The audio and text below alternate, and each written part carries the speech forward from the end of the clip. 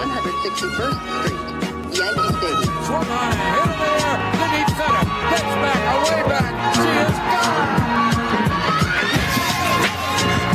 the catch. He made the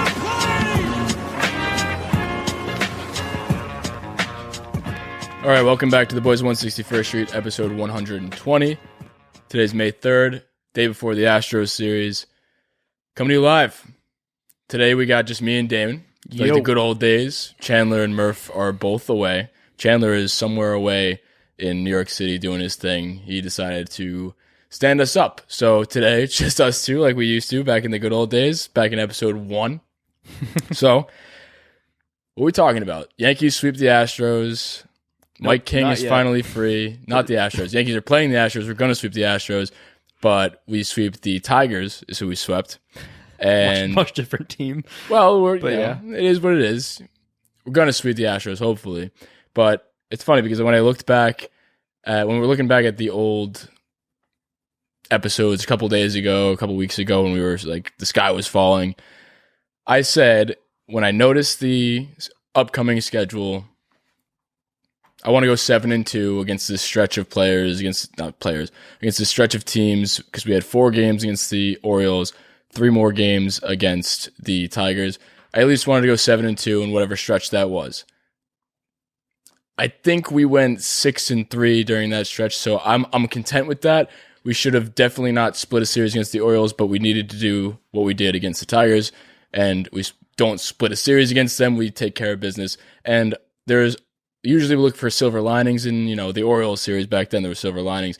There is a lot to love, and I don't want to overreact about too many things, but I don't think it's much of an overreaction when you talk about the things that were going, like Kluber and Garrett Cole and, Stanton and Judge and all those players that, like we said before, I'd rather the players that are actually really good, like the Glabers of the world and not the Odors of the world. I'd rather them play really well and not the, the accessory players. And the studs came out and played, and everything has been good. Mike King is finally free. It cost Darren O'Day, but Mike King's free, so I can stop posting about that. But how you doing, Damon? Great. I mean, I feel like when the Yankees won their first game, we definitely overreacted a little bit, saying that we're turning things around. But I feel like now, which game? When they won their first game after they were just consistently losing and losing and losing. And then we said they're back? Yeah, they were like, we're back. They hit one home run. But now I feel like it's been some consistent time where we are starting to win more games and more of the pieces are kind of falling into place. Like Stan's hitting out of his mind right now. Judge is becoming Judge. Cole is continuing to be Cole. Kluber is filling into his own. All these guys are kind of filling into the spot. Glaber is finally hitting now, so I'm feeling great about everything so far, and I feel like, you don't want to lose a game to the Orioles. They're not the team we should be losing to at any point this season.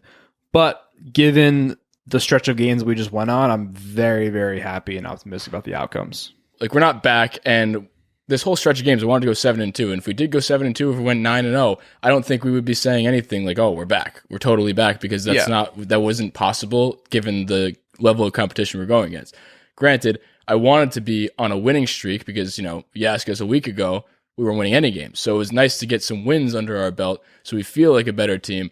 And then you go into an Astros series like we're about to against an actually good opponent. And it's the first time they're coming to New York since the cheating scandal. We never even got to give them, our 2 cents and give them the shower of booze. And never forget. They're never forget that Astros cheated. But they're leveling up their security, according to Dan Rourke, and it's going to be a wild time. I wish I could be there for the first game tomorrow, but I have a softball game. I'm going to try and make it with Chandler and you to one of the games this week. And, I'm just happy going into this. Obviously, if you ask us when the series is over and we get swept, that would be obviously not ideal. I don't think that's going to happen because I think the big boys are playing good. And this is exactly the point where I wanted to be at going into this. I'm very optimistic about that. But before we get into the Astros series, let's talk a little bit about what happened just now because, that's what we're a Yankees podcast. We talk about those things. So, Yankees' first sweep of the year, first good sweep. We were on the backside of some sweeps before. Yeah. Some sweeps. Did we get swept by anybody? The Rays. The Rays kicked their ass, yeah. So, we were talking a little bit of shit about Judge. And I don't take back anything I said because it wasn't talking shit. And people have said, I don't know if they're pointing to us, but talking shit about Judge. It wasn't talking shit about Judge. We were just saying, really and it's always shit. that thing that we always say. It's like, oh, when he's healthy, he's amazing. Okay, Yeah. he's healthy, and he played amazing. That's that. That's how things work. We never shit on him saying he was playing poorly. We just said, fucking figure it out so you can start playing. I'm just tired of the load management stuff, and we'll get into that in a little bit too. Judge basically told us to shut up, but not really.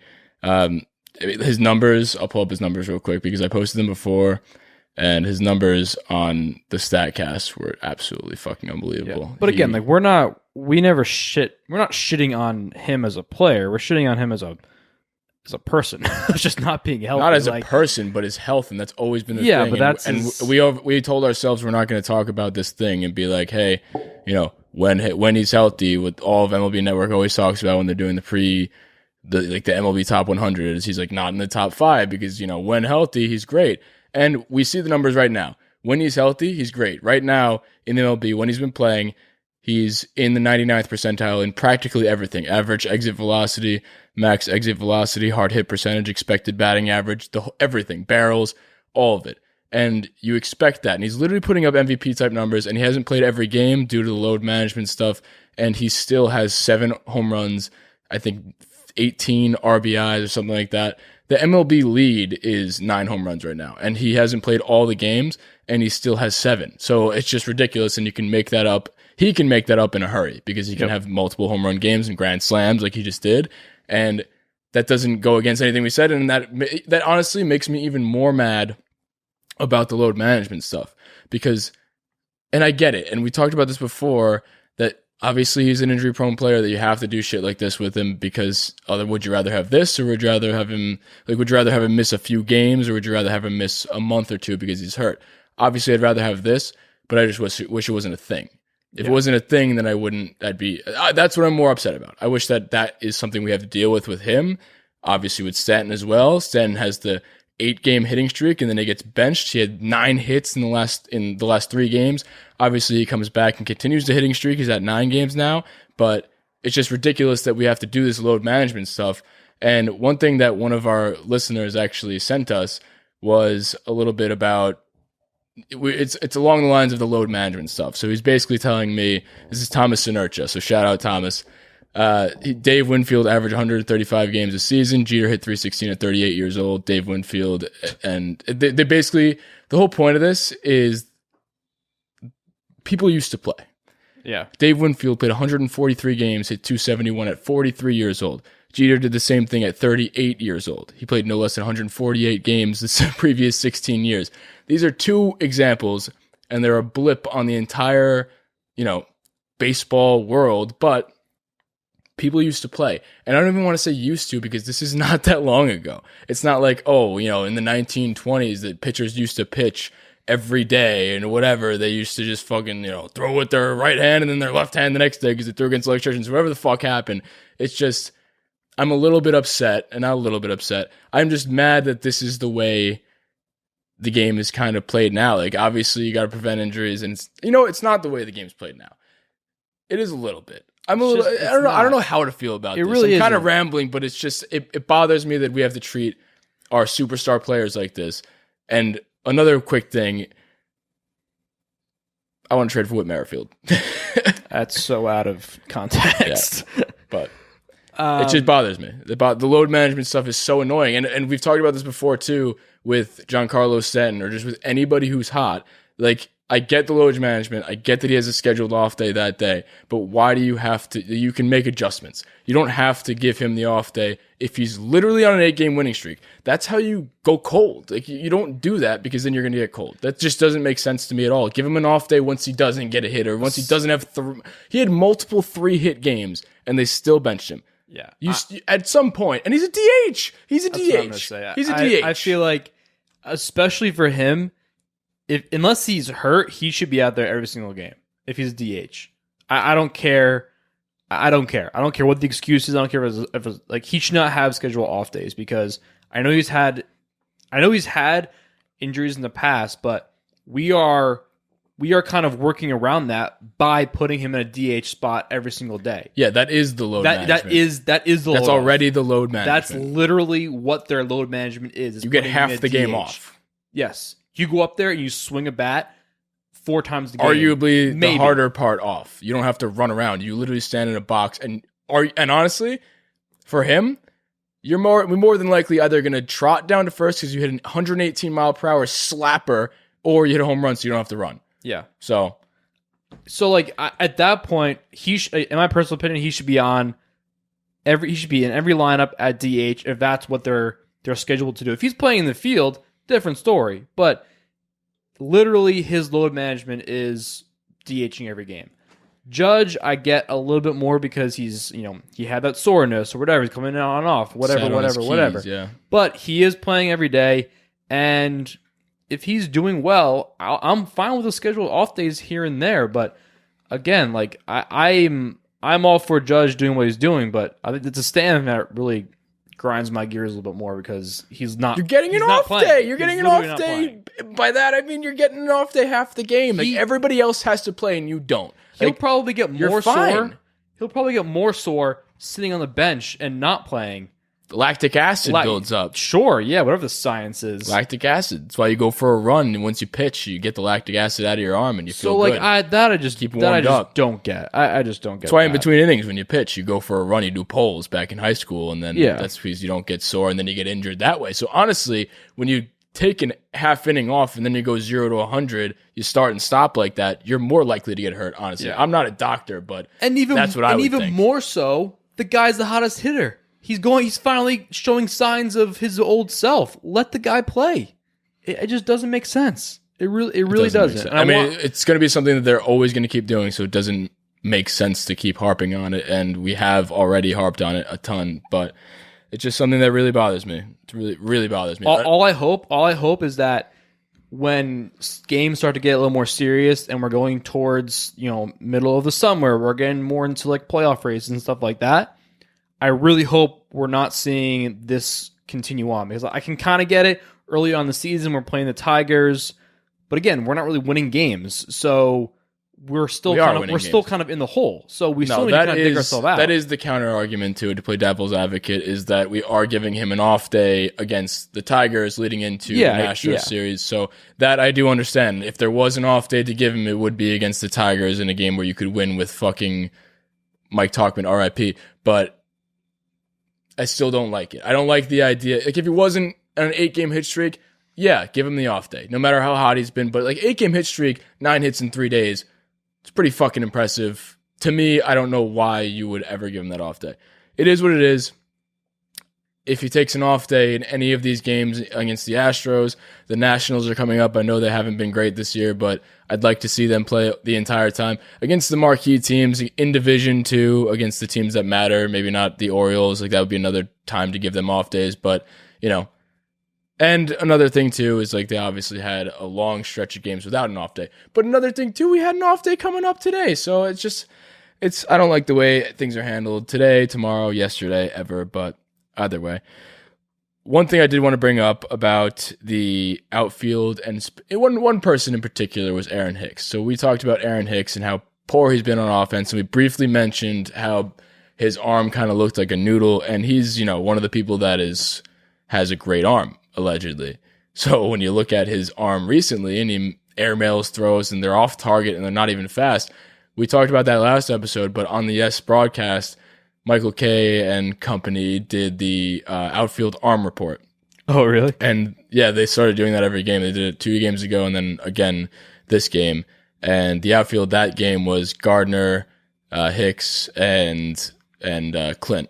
And it backs up our point that he did look like he doesn't have the same arm. He has a B arm on their rating, which he throws 87.6 miles per hour this year, which is not what he used to be, the top arm in the league. I mean, now it's Ramon Laureano. Ball thrown ever. Yeah, now it's Ramon Laureano. It's obviously Judge. But another thing that didn't shock me is that Gardy doesn't have a good arm. Gardy's arm, his arms haven't been good though. Gardy's arm, don't even think I wrote it down. But probably like a D or some shit. Like we know what we're getting out of him. We know what we're getting out of him. But one shock that I did have one thing that did shock me, well, not one shock that I did have, was I knew Clint had a good arm, but Clint had an A. He had 92 miles per hour. Yeah, he's always had a good arm too. That's one of his tools. I feel like it's wild though. Whenever he throws, he's fucking gassing it, and it's all the way off. Because I feel like half of it is like showing off the arm and like at unnecessary situations, and maybe that causes some sort of like inaccuracy. Yeah, because he hasn't like done it, so he just wants to just wants to flash it. Yeah, like, hey, by the way, I got this tool in the toolbox. But you know what else? Kind of going off of Hicks, like, you know what else he's known for? Getting on base, right? Those are his two big things.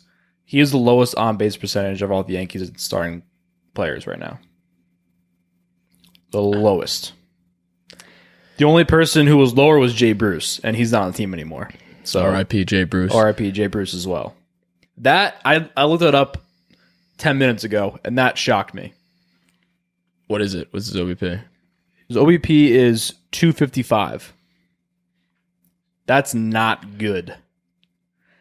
And don't know why we traded Mike Tauchman. And like I said it before, I honestly think I would prefer Mike Tauchman than Hicks in center. Call me crazy. I would too. Right now, I would 100%. Mike Tauchman's tearing it up on the fucking Giants. So. Yeah, I mean, the I don't know. Like we've been watching him play, and I was going to get into this a little bit later, but he's really, really, really not living up to his expectations whatsoever. Who? Hicks. I mean, we talked about this plenty of times. No, I know. I'm saying like. This isn't going to be the bash Hicks episode. We've already bashed him. I know it's not, but I'm saying like it's like you're not saying anything new. I know, but do we ever get to a point where we're like considering not playing him as often? Just sign him to a 7-year contract extension. Yeah, it's looking like a pretty shitty contract extension, but I don't know. I think it's a little early to be like, hey, you're gone.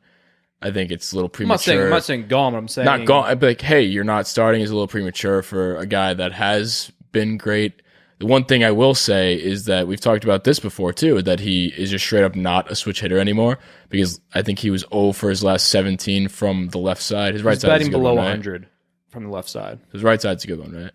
His right side is batting the like better one in the 200s. Whoa, but it's double. But I was talking to my other friend too about this, and he brought up the point that Shane Victorino was a switch hitter, but towards the end of his career, he decided to nix that, and he went to his more dominant side, or his regular side, and I think it was his right side. I'm not sure, but at what point are you going to make that switch? But the thing with Hicks is that like you don't want to make that switch personally, because that's the only thing keeping you in the lineup and making you bat 3. So like he's totally not a switch hitter anymore in my mind, and I think the better thing for him would just be to bat righty the entire time.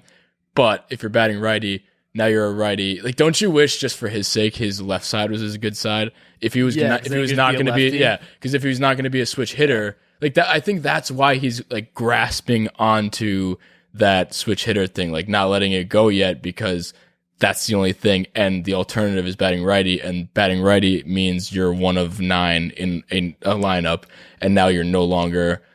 That's your calling card, and that's what makes you bat 3, or even just. Well, or even in the top half of the lineup, or anyone. That's what gets you in the lineup every day. When we look at you, or Boone looks at you, and he's making the lineup, it is so not because of the numbers on the that you're seeing, all of the stat casts, exit velocity barrels that you see with guys like Judge. They literally look at Hicks and say, "Oh, switch hitter, 3, whatever it is." So if that said R instead of S, I swear to God, he may not. I don't think he would not be in the lineup yet. I think he would totally be batting 9. Well, I mean, I think in my mind, he already lost his upper half, I don't know how to phrase this, but the upper half breakup of the lineup, like lefty, righty, switch, whatever hitter in the upper half of the lineup to Odor. Because now Odor's batting 4. He's batting 4 now. And like that essentially replaces the Hicks of the 3-hole.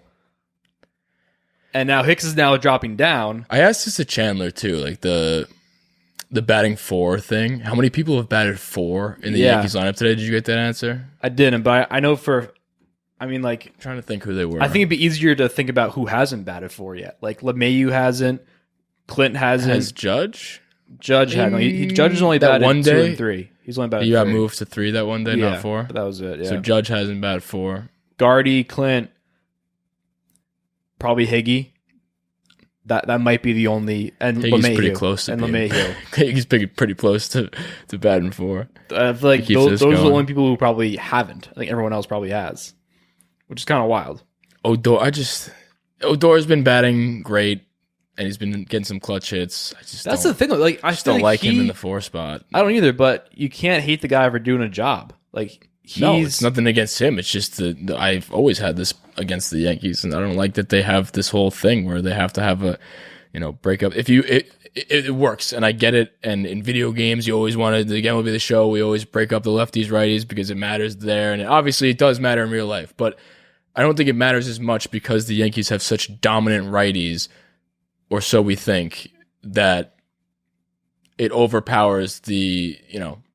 And honestly, too, when you look at, we've talked about Clint before also, like he gets pinch hit for against righties and his numbers against the same side are better than when he's against the opposite side, against lefties on the mound. So which just contradicts all the analytics that they think. I don't know what numbers they're looking at, and I've always had problems with that in the playoffs too. And this is when this is actually going to matter, because right now I really don't care, but when it comes down to it and they pinch hit Mike Ford because there's a righty on the bump for Clint Frazier, that's when I scratch my head and I'm like, I don't know what numbers you're looking at, because I think we all look at the same numbers. There's Baseball Savant, which is probably the most powerful, website, and there's Fangraphs, and these are where these guys are looking at. There's no, they have numbers, but they're not privately researched numbers. They get the number from the same place we do, and they dissect them the same way, and I just don't know what they're looking at. There's no secret thing that they're looking at. We know all of the insides and outs of the stats. Are public.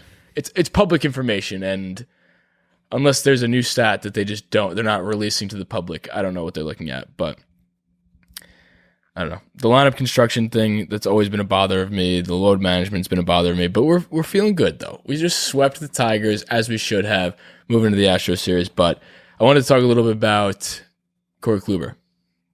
Yeah, looking pretty vintage out there. I tweeted that I expected to get some flack on that, but I don't think really did. He did look fucking awesome. And honestly, I watched this game and I did the book for the first time. Claps to me. Just a baseball purist out here. But I think I'm going to keep doing the book. I think it was pretty relaxing. Just It helps pay attention a little bit more. Yeah, less on my phone, pay attention to the game, everything, good old every pen and outcome. paper action. A little pen and paper back in the old days. But Kluber was looking good. Kluber I remember I was doing the book, obviously, and he had so many strikeouts in the beginning. He started to, taper off, not his performance, but just on the strikeouts alone. He was getting, soft contact and ground balls and stuff like that, giving the infield some work. But, I mean, he had 10 Ks for the first time since September of 2018. Yeah. And that's pretty fucking amazing. He went 8 innings. That's what I was going to say. That's the more impressive thing that I'm taking from that, is that he went 8 innings. That's more impressive to you? Yeah, absolutely. I don't even know why I don't know why I tried to combat that. But I mean, the 10Ks is absolutely impressive. 100%. 8 innings. I thought they were going to pull him after the 7th. That's why I posted the stat line. And he had like 90 something pitches. I think he had 90. That's what I'm going to ask. Yeah, but I feel like, and then they put him out for the 8th, and he got a quick 8th. But yeah, here's the thing. We were talking about it last week or something, because he had a really, really fantastic game before this as well. He was obviously not as great as this one, he but won 6.2. Yeah, but like he was definitely built off starting that. to show signs of improvement. He was spotting things up. He was locating the ball really well. He went he's getting better and better each game. And I mean, this is fantastic. I mean, like, what more can you ask out of a guy? No, nothing. You can't ask any more than this. And we asked the question about, who are you more confident in, him or Tyone, a couple episodes ago. And this was before he had that 6.2 inning pitch, first win as a Yankee. And I think we all answered Tyone. We were more confident going forward for the rest of the year. And I absolutely think that's changed. And I don't think it's any fault of Tyone's. I think Tyone's been great. But Kluber, dude, I mean, this is what we were hoping for and why I was so excited. I was so excited to get Kluber, and I didn't think $11 million was too much, because I felt he had to have had something like this in the tank. You don't just forget how to pitch. And yes, it's a gamble because he didn't pitch basically in 2 years. Same with Tyone. And they're both doing awesome. And I have a lot of confidence in both of them. They've both been way above expectations thus far this season. But Kluber just seems to be so far ahead of schedule in terms of his rehab and in terms of being able to go 8.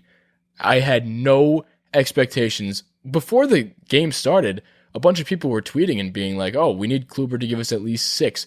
And that I agreed with. I think that was a, push it to the limits type thing. I think 6 would be a lot for him. 8 is awesome. And it just seems, like I said, he's so ahead of schedule in terms of just progressing and getting back into the swing of things and being Corey Kluber of old and vintage Corey Kluber, like we said. And he was just dotting it up and his other starts where he was kind of missing spots. I think that's just, shake off the rust and stuff like that. But dude, that rust is off, and I don't want to read too much into this one start, but I don't think it but is. It's not one start. It's 2 starts. It's not one start. I think he's building off it, and he looked good. And we haven't had a true number 2 in a long time. Yep. I mean, what are the past rotations we've had? In recent years, we've had Severino, and then who else behind him? Not a lot of consistency. Unless I'm forgetting somebody, not much as a true number 2. And Kluber totally can be that number 2. And I think that's like his thing going forward. He's not going to be a number 1, but you don't need to be when you got Garrett Cole. And Garrett Cole is literally leading the league right now in WAR, which shocked me so much. He hits 2.4 WAR this season. Mike Trout's batting 4 fucking something. Byron Buxton's also batting 4 something with 8 home runs. Trout, I think, has 7. They both are on my fantasy team, by the way. I'm crushing it offensively. My pitching sucks, but those two, and they're both doing it defensively too. Byron Buxton steals bases. They are WAR factories, those two right now. Trout's always been, but so is Buxton right now, and Buxton was supposed to be this, and he's finally coming into his own because he learned how to hit. But Cole has more WAR than them by 0.1, mind you, but it's still more. That's just a testament to how fucking dominant Garrett Cole's been. It's actually wild that I know, and I think it almost goes unappreciated. That's what I was gonna say. I feel like we're just kind of because we've been like over analyzing everyone else's pitching performance so much because there's so much more to talk about with them, and we're like there's so much more to dissect because everyone else besides him essentially has something to prove. It's like what did Corey Kluber do? Like, oh, he was looking okay and he was spotting up the ball. Meanwhile, Garrett Cole's going out there and throwing shutout innings. And we're just like, oh, we expected that. So, like, there's not much to talk about. We expect a ton from Garrett Cole. Yeah. And he's completely living up to those expectations. I feel like we're setting ourselves up for being upset because we have these astronomical expectations for Garrett Cole, and then if he, gives up 1 home run, that's always been the thing with Garrett Cole. He gives up 1 home run to G-Man fucking Choi. And then we're like, oh my God, he's not worth the money, whatever. We don't say that, but the world says that. It's like, oh my God, he's like playoff game. He gives up 1 run in the first inning, and everyone's like, oh my God, Garrett Cole sucks. But that's what my point is. We have this enormous expectation for him, and we haven't done that yet. We haven't been like Garrett Cole sucks because he's literally absolutely lights out. His ERA is, I think, 1.3 right now. Something stupid. 2.4 WAR is disgusting. Yeah. 2.4 WAR. He was the AL pitcher of the month, along with Garrett Cole. No, he is Garrett Cole, along with DeGrom and the NL. Kind of cool that both of them are repping New York. New York's a good place to be a pitcher, I guess, right now. But I think it's awesome. I think it's so cool. And like we said, back to Kluber, it's just you don't have to be that number 1 because you got Garrett Cole doing his damn thing. But you could be a damn good number 2. Yep. And he's gonna. I'm so confident in him. If he gets into that number 2 spot and he's wheeling and dealing, he's in the number 2 spot. Not gets into it. I'm saying if he continues to produce that at the number 2 spot, that's massive. And then, I think J-Mo's throwing really well too. I think we kind of I think he's getting there. I think his biggest thing is throwing too many pitches, and he's not lasting as long as we'd like him to. But I feel like his outings have been pretty decent for the amount of innings he's pitched. I mean, who? J-Mo. So did you answer my question? You're more confident in Kluber now than Tyone? Oh, 100%. Yeah, because I was always more confident in Kluber because I think he's been there. I know, but I think I don't know, for whatever reason I was more concerned about his health. I think it's because he's older. I think he was older. That's why. But I was more confident in his return than J-Mo. Is he older? Who? I don't know how old JMO is. I feel like could it be one of those things where it's like Odor is the same age as Clint Frazier? No. Kluber's totally older, but Kluber's definitely older. I don't know if JMO's only 29. I didn't know if JMO had like that Zach Galifianakis or no, what was it? The Zach. Kluber's 35 What's years that? old. That's that disease where you look really young. The guy from Benjamin Button?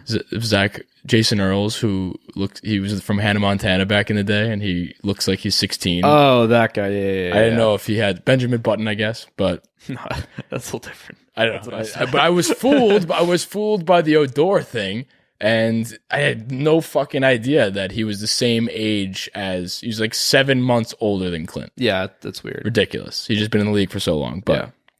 I don't know what. For whatever reason, I was more confident in Tyone's response to his injuries and how he would react coming back to the league, which doesn't really make sense because he's had more of an uphill battle with, obviously cancer and all those other things, but just it's amazing to see both of them progressing the way they are. April just ended. We were a month into the season and we haven't talked about them being, knock on wood, injured or anything. They're progressing pretty quickly, like way above our expectations. I think if there was a little bit less production, a few more bumpy starts along the way, maybe an injury to one of them. We talked about that before the season started. I think if one of those two works out, obviously it's early, but if one of those two works out, that's why you did both of them. Yep. Because, you get enough people that are injury prone.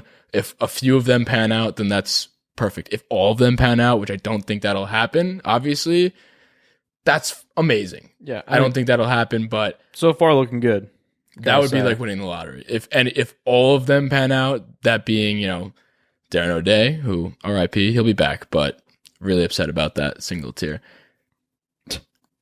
It's just, I'm just so happy about that. When I think about the playoff rotation going forward, this just absolutely does so much. It does so much for the regular season and taking pressure off the bullpen, which now we have a fresh bullpen going into the Astros series. Yep. Didn't use any of the bullpen except for Chapman, who we'll get more into later. I have a rounding third about him. He's been absolutely lights out, but saving the bullpen was huge, and we're going to need it. And we're getting Wandy, whatever the fuck. I think he'll pitch probably. He was warming up in the bullpen, and then they decided to keep going with Kluber. I think Britton's coming back soon. Darren O'Day obviously goes down. It was just huge. But looking back to the playoff rotation, having him as a number two. Now, because when you look at the playoff rotation, you start to look at, matching up against other teams. And when you match us up against other teams in a 5-game series, a 3-game series, ideally we wouldn't be in a 3-game series, it'd be in a 5. Well, actually the wild card isn't 3 anymore. It's going to be 1.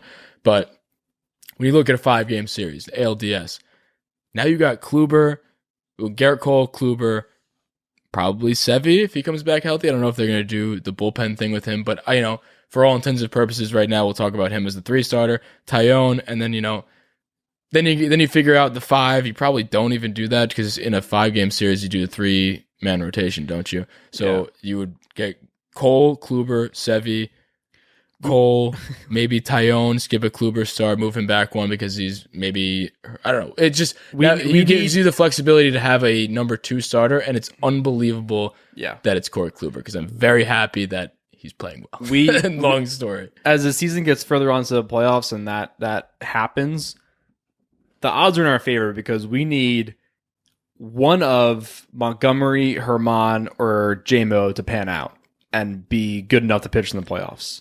That's 3 pretty decent pitchers who hopefully one of them could figure it out. And I think I'm pretty confident that one of them could be a really, really good pitcher in the playoffs. And Obviously, those are I'll bet on those odds 100%. it's where are you going to bet on that? You're going to book it in Action Network? Oh, yeah. Presented by Action Network ad. Actually, while we're talking about that, there's this new app, not new. It's called Action Network. It's new to you listening right now. Download the app. But basically what it is a way to track your bets. And I track my bets. I actually used this in college when we were degenerate gamblers. And it would be a fun way to track our bets because we would actually get a record by sport of what sports are we good at with sports? Because you think you're good at one sport betting, but you might not be. Like, I'm actually found out that I am a good football bettor. I am the worst basketball bettor, and I'm a really average baseball bettor. Baseball's because baseball is a really crapshoot. hard to bet on. Baseball is a crapshoot. I thought I before the season started, I was like, you're going to be the best baseball bettor. You know so much about baseball. It's going to be so easy. I think I hit 40% of the games, and then if you hit 40% of the games, you're not making money because I took probably favorites and whatever. But either way, it's a fun way to track your bets, and you check by your units if you're making money, more profitable, all that stuff. Yeah. Check your records against friends, and you can follow us on Action Network and your friends on Action Network. And when I put my bet in there, you'll see what bets I'm taking. Not investing advice, but I'll give you some losers if you want. We're out the hot hands. Yeah. But my favorite part, honestly, yeah, because we've been using it for a long time, and if you put a couple bets in, you'll enter. Hopefully, you'll enter Green Dot City, as we used to call it back in the day. Where Green Dot City is always a good time. yeah. So when you track your bets in Action Network, and it kind of keeps track of the bet as the game is going on. That Green Dot City. So if it checks your percentage to win the bet as the game's going on. Oh, that was the big thing too, because when we would take, obviously, if you have money line on a game, if you're winning or not. Yeah. But when you take an over, like if you take an NBA over Yeah. and it's 220 something, You're you like, don't know how if you're the on pace. hell? It tells you if Yeah. you're on pace or not and what percentage chance you have to win. So it's really cool. So download the Action Network app. Follow us. I'm 161 Luke. Damon's 161 Damon. Murph and Chandler, if they ever come off PTO, they are 161 Bing and 161 Murph. Follow us and you'll maybe make some money. Honestly, I'm pretty fucking bad at betting, so Yeah. we'll see. But we'll have a lot of more Action Network stuff coming on. We'll get some of the actual betting experts on the podcast on a weekly basis. So a lot to look out for. I'm not that. a betting expert. I'm Yeah. the worst. Actually, let's go look at my action. Yeah, but we're gonna get some experts on for those of you who like to gamble. I'm actually and wanna hitting keep some track. bets right now. Yeah, Get all Green Dot City happening right now. No, I'm 1 and 2. But yeah, that's Almost a traffic light. no, it's not good. What were we talking about? We were talking about some pitching, but Yeah, I think we're done there. Playoff yeah. rotation looks good. I'm taking looking Cole. I'm taking Cole Kluber, Sevy over probably anybody. Yeah, I may be biased, but I don't care. we're good. That's my thing. Why don't we get into rounding third? Let's do it. Field, that ball is going to get down and go to the wall. Here comes Prince. They're going to send him home. Here's the throw to the plate. He is. So I got a pretty crazy rounding third for you. It's not that crazy, but I was bored after work and I did a deep dive into some stats. And usually when I do that, it's not a good time because I get too nerdy in the stats. I get too deep into the numbers, and it's just like I'm throwing up numbers into all of you guys when you're listening. But I think this is actually, sometimes I press too hard and I try and make the numbers prove my point. And I find the numbers in my side, and I figure out the ones that actually prove my point. This, I was actually surprised that because I have this idea, the rounding third, spoiler alert, is I think this is the best version of Aroldis Chapman we've ever seen. And to clarify, you mean in his entire career, Not as a Yankee. as a And I don't Yankee. mean personally seeing in the Yankees. I mean, honestly, we've ever seen.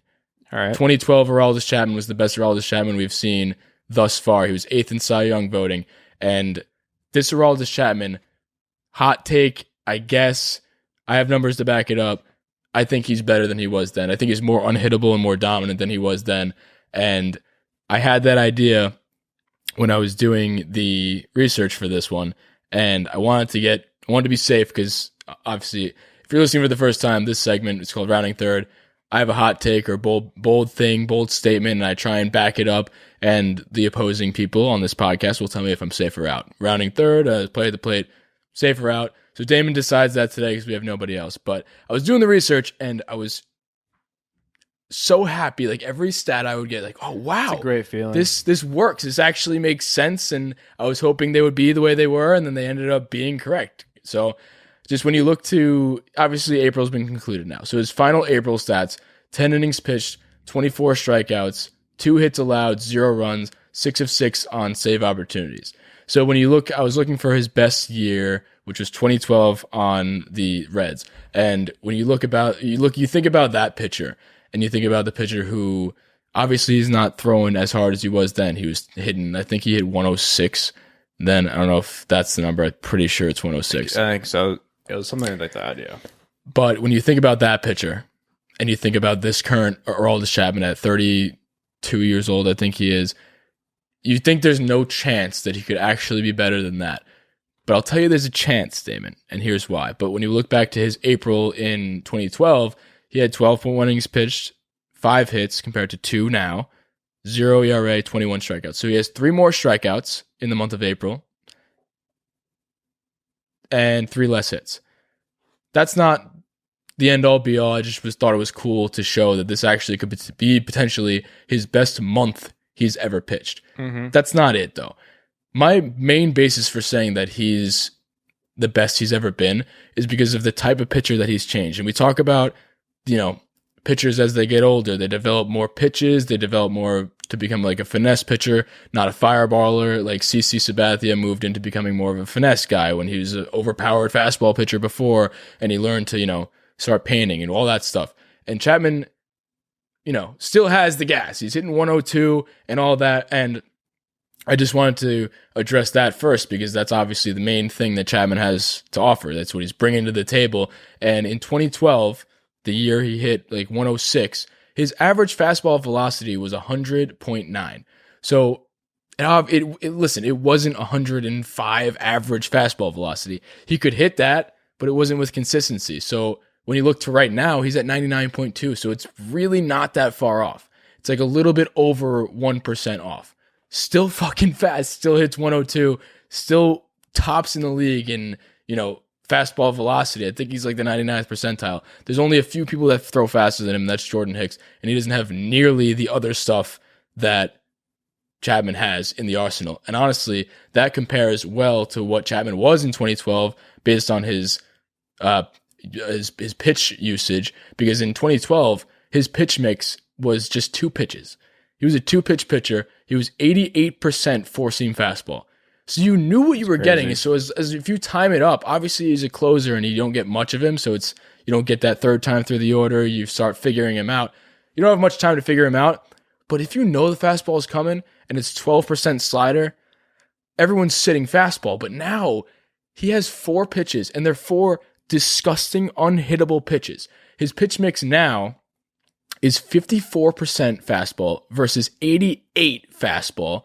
Still just as fast, close to just as fast. 20% slider usage. That's up from 12 before. And then the 2 new pitches are 13% sinker and 13% that new splitter. And that split finger fastball is absolutely disgusting. So when you think about that and you think about an at-bat, obviously I haven't faced anybody in the major leagues remotely close, or any major league at all, but nothing remotely close to an Aroldis Chapman at-bat. But when you're mentally preparing for an at-bat and a pitcher has 4 pitches and that fastball still can hit 102, but he has equally disgusting pitches that the change in speeds, and each one of those pitches are different speeds. Each one of them are different speeds. And there's only a 54% shot that you're going to get a fastball, and everything else is, 50% too. You can't sit fastball anymore. You just can't. And when they're that gross, it's fucking wild. And then this is what I was talking about before, that I hoped the numbers would back up everything that I'm looking at. And this so far it has. But then I looked at the whiff percentage, and in 2012, his whiff percentage was 43%.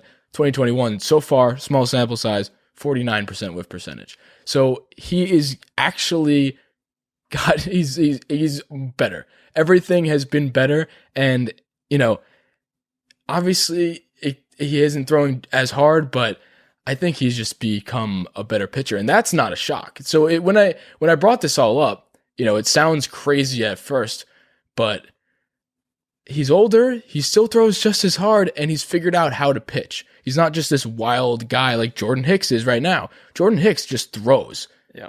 I think he has like 2 pitches also, a sinker and a fastball, and he just throws, and he's wild. Chapman's still pretty wild. I don't know. I haven't looked at the control numbers this year so far, but obviously he's not the most accurate pitcher.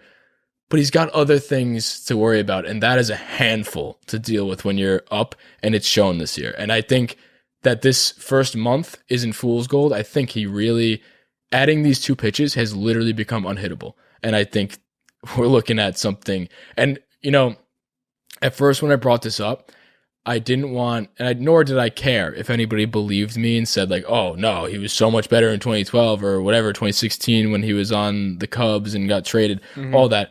That wasn't my intention behind this. Obviously, I want to be called safe for the purposes of this argument, but I don't really care. The main point of this is to just let people know, and we can appreciate actually how good this guy's been, because I feel like a lot of his career has been kind of tainted by those few little outings where he gives up the go-ahead home run, or I don't think any of them are walk-offs, but the go-ahead home run to Altuve, the go-ahead home run in the World Series and the Cubs series, like all that stuff. I feel like people think of him in a very negative light, and think of him, it like kind of stains his entire, arsenal and career and all that stuff. I just wanted to point this out.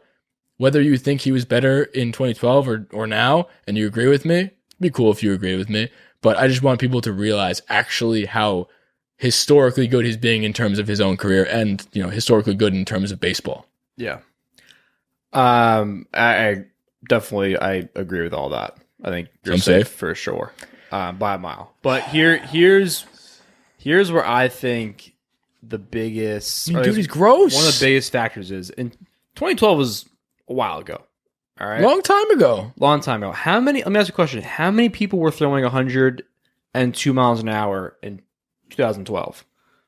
Probably not a lot. That's true too. Probably so that makes not a lot. So he was dominant then because he was throwing harder than anybody else. He's the only guy. He was the only guy. So he could throw 90. He could throw a fastball every single pitch of that at bat, and he probably could have been as dominant as he was. Right. The slider was 88% of what it was the amount of times fastball is like.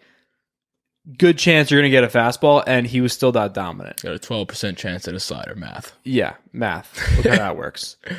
I feel like that to me is like the biggest standard, because like I feel like nowadays you got Garrett Cole's a starter throwing 100 miles an hour. You got guys like Glasnow who's throwing. He's up there heat, in the average velocity too. So like these guys, like 99. These guys are getting used to hitting 100, or hitting, like the batters are getting used to hitting 100 miles an hour. But then you got a guy who's a lefty. 2 has a weird arm angle, and 3 has all these new pitches now. 4 pitches that go different speeds. And now that percentage of fastball goes down to 50 or 54 it was. 54% fastball usage. So now you can't even sit fastball. Yeah, now it's truly not a guarantee. You have a 50-50 shot. And if you're sitting fastball, you're going to get fucked. Yeah, so let's say you get fucked. 50-50 shot. You're trying to you're expecting a fastball or whatever it is. But then, if it's not a fastball, it could be these 3 other fucking pitches that are also really good. They're all going different directions. One's going left, one's going down, one's going right. And I don't even think when he had that slider in 2012, it was nearly as good as it is now. Because before he started throwing this split finger fastball, his slider wasn't really great in years past. But we've recently seen last year, it's been kind of reinvented, and it's looked unbelievable. And now he has that unbelievable pitch, and we were like, there's no way he could get better. And then he does a split finger fastball, and he's actually using it. Like 13% is a lot to use an off-speed pitch, especially when you're such a fastball guy. And that is a kind of a pretty interesting point that you bring up about the whole average pitch velocity across the league. And that's interesting to note, because that made him a little more of a dominant pitcher back then, very much a dominant pitcher back then. But that's a good point, because now that everybody's throwing that fast, you kind of have to be doing other things. Because if you picked up that pitcher of Aroldis Chapman and you put him in 2021 right now, I don't think he was Cy Young 8 that year. I don't think he's even close to that.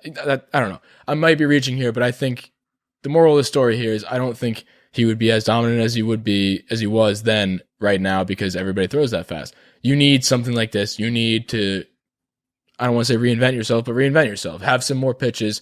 Have something else to you. And he does. He's very, and that's a cool thing too, because when I used to pitch back in the day, it used to be like, yo, one pitch isn't working one day, you got to go to another one. In his case, if one pitch isn't working, let's say his slider isn't working that day, and he only has one other pitch, he's only been throwing fastballs all day, you could figure that out so quick. I don't care how fast you throw, you'll eventually figure it out. If there's one first at bat, and he throws 2 sliders, and they're both absolutely wild, nowhere close to the zone, because that's kind of what he was doing in 2012, then you're getting fastball, and then you have that's Astros cheating, I'll bring that back up, but that's Astros cheating type stuff. You know a pitch is coming. It's easier to hit. I don't care how fast it is. So that is really, it's just having 4 pitches is unbelievable, especially when you throw this hard. So I was expecting a little bit of brushback on that, but I mean, like the stats back it up. I was expecting brushback at first, and yeah. then I was going to bring the stats and be like, no, fuck you, I'm right. If you just kind of went to win, just to I think he's better, then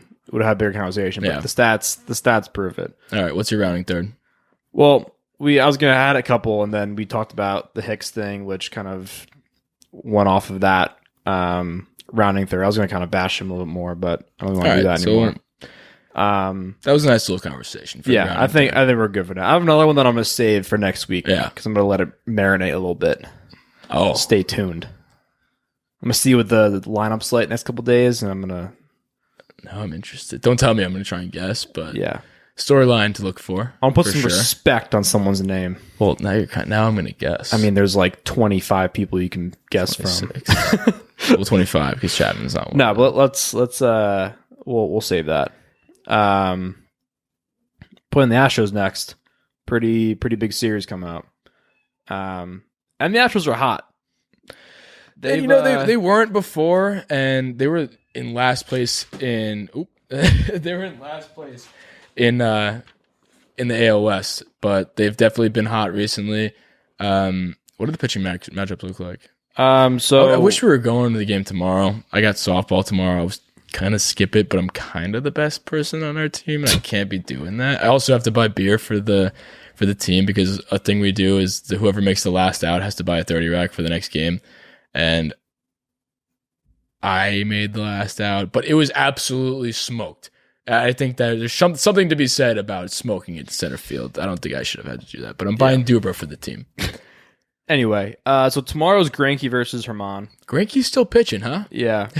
I haven't heard his name for shit. Pretty even matchup, I guess, so far. Herman's between those pitching? Yeah, so the day is probably going to be Herman, Monty, and then Cole. That's what I'm assuming for the 1-2-3 series. But the Astros are hot. They've won 8 of their last 11 games, and they jumped from 14 to number 5 in the power rankings for MLB.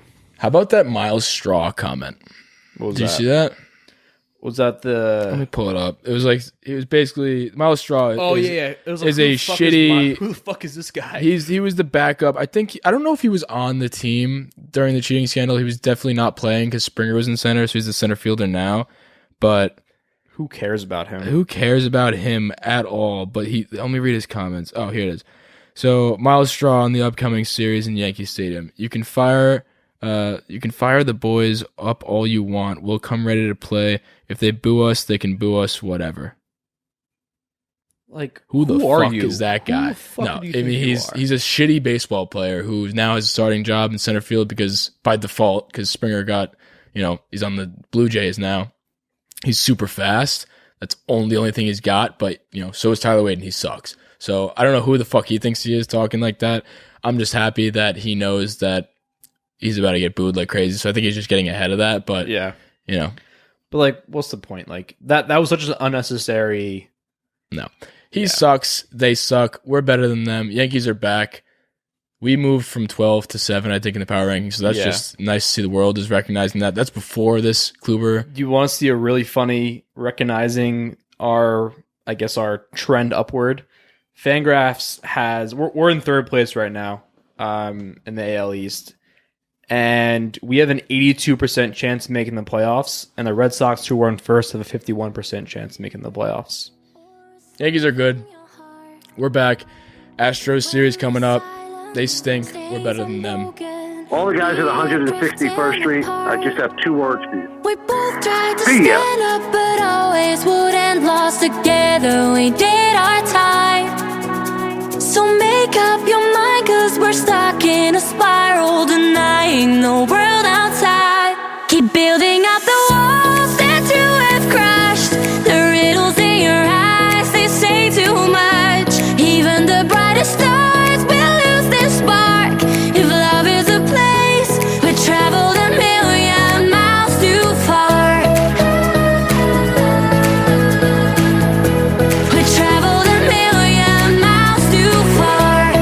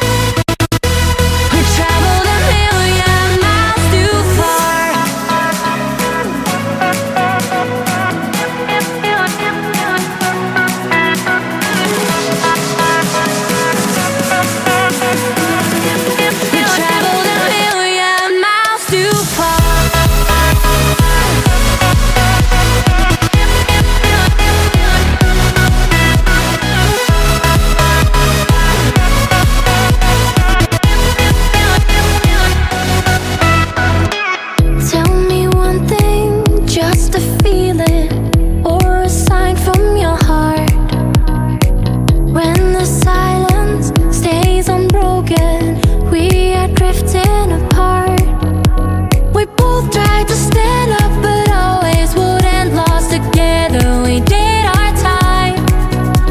So make up your mind, 'cause we're stuck in a spiral, denying the world outside. Keep building up the